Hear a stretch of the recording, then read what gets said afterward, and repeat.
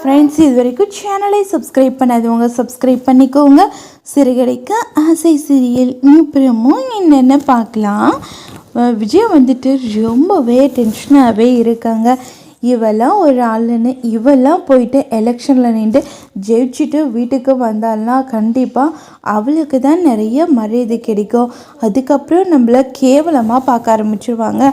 இந்த பூ கற்றவில் சும்மாவே விடக்கூடாது அப்படின்னு விஜயா வந்து யோசிக்கிறாங்க. அப்போது மனோஜ் வந்துட்டு சொல்கிறாங்க, என்னம்மா இவங்க நோட்டீஸ் வந்து இங்கிலீஷில் அடிக்காமல் தமிழ் அடித்து வச்சுருக்காங்க. இங்கிலீஷில் இருந்திருந்தால் கொஞ்சம் ஈஸியாக இருந்திருக்கும் படிக்க அப்படின்னு சொல்லிட்டு மனோஜ் வந்து சொல்கிறாங்க. உடனே முத்து வந்துட்டு எல்லாருக்கும் பிடிக்கிற எல்லாருக்கும் எப்படி படிக்க தெரியுமோ அந்த மாதிரி தானே நாங்கள் நோட்டீஸ் அடிக்க முடியும். நீ படிக்கணுன்றதுக்காக உனக்கு ஒருத்தனுக்காக இங்கிலீஷில் அடிக்க முடியாது அப்படின்னு சொல்கிறாங்க. அதுக்கப்புறம் ரவி வந்து ரொம்பவே சந்தோஷப்படுறாங்க.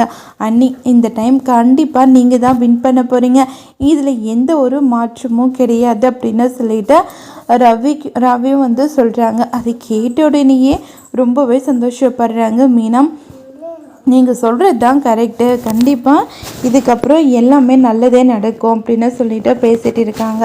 அதுக்கப்புறம் அண்ணாமலை வந்து சொல்கிறாங்க, ரவி அது நோட்டீஸில் என்னென்னலாம் போட்டிருக்காங்கன்னு படித்து காமிப்பா அப்படின்றாங்க.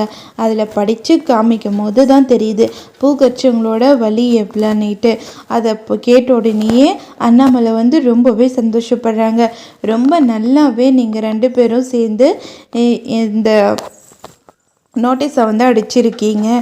இதே மாதிரி நீ ஜெயிச்சா கண்டிப்பாக எல்லாருக்கும் நல்லது செய்யணும் அப்படின்னு மீனாவுக்கு வந்து அண்ணாமலை அட்வைஸ் பண்ணுறாரு. இதோட இந்த ப்ரோமோ முடியுது. வரப்போகிற எபிசோடில் என்ன மாதிரி நடக்க போகுது நம்ம பார்க்கலாம்.